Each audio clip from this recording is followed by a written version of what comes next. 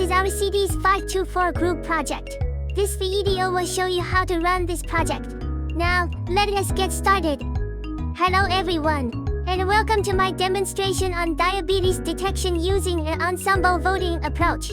I am going to walk you through how I trained multiple models locally, combined them into a powerful voting ensemble, and then tested everything on a simple web interface with real predictions. Now, let us run this project locally. Enter NGA run and start from the terminal. Later. A new web page pops up. Since I opened this page before, I just need to refresh the original page. First, let us talk about the overall goal and dataset.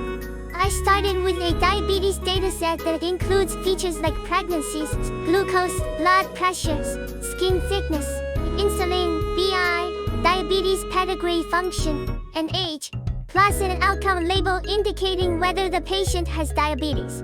This dataset is commonly used for exploring classification techniques in medical contexts. The goal is to learn a model that can accurately determine whether a patient is likely to have diabetes based on those features. This is what the user interface looks like. Next, about the training process itself. In this phase, I tested several different models. Logistic regression as a simple baseline, random forest for a tree-gum-based ensemble, XGBoost for gradient boosting, and mapping multi-layer perp to run for a basic neural network approach. Each model was tuned using hyperparameter search, either grid search or random search, to find better settings for parameters like the learning rate in XGBoost, the maximum depth in random forest, or the hidden layer sizes in MP. The program logs the results of each candidate configuration, capturing accuracy and FE scores on a validation slip. Once each separate model found a decent set of hyperparameters, I put them together into a voting class I fears OGAM called, as it votes on the final outcome, using the predictions of all sub-GAM models. In soft voting mode, each model outputs probabilities that get averaged for a final probability. This helps in reducing variance, often boosting overall accuracy. You might wonder why ensemble methods are effective.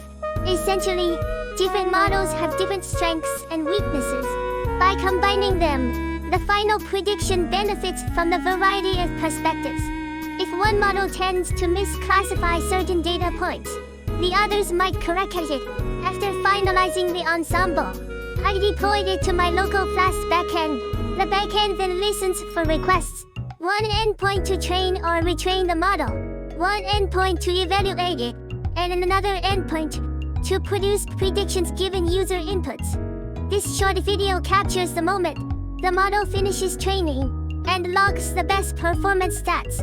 You're saving the final PL file.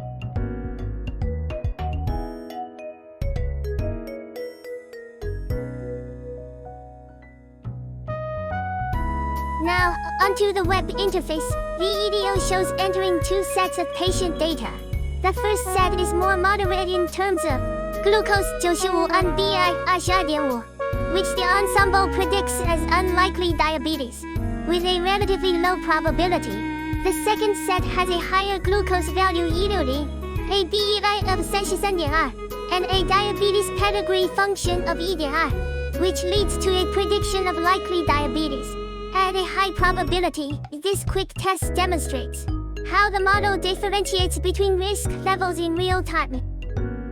I also included a real-time training feature on the backend, allowing me to watch partial graphic training progress for an MP. As the model trains epoch by epoch, I can open the web page to monitor its accuracy curve in near real time. That part is especially helpful for understanding how quickly or slowly the model converges. In closing, this demonstration highlights the entire flow: gathering the dataset, training multiple algorithms, building an ensemble, and finally providing an interactive interface. For real predictions, ensemble voting proved to be the best overall method for these examples, thanks to its more robust performance compared to any single model. Thank you very much for watching this overview. of my diabetes detection system using ensemble voting. I hope it gave you a clear sense of the training pipeline, the synergy behind the ensemble approach, and the practical front-end experience with real patient data. If you have any questions, feel free to ask.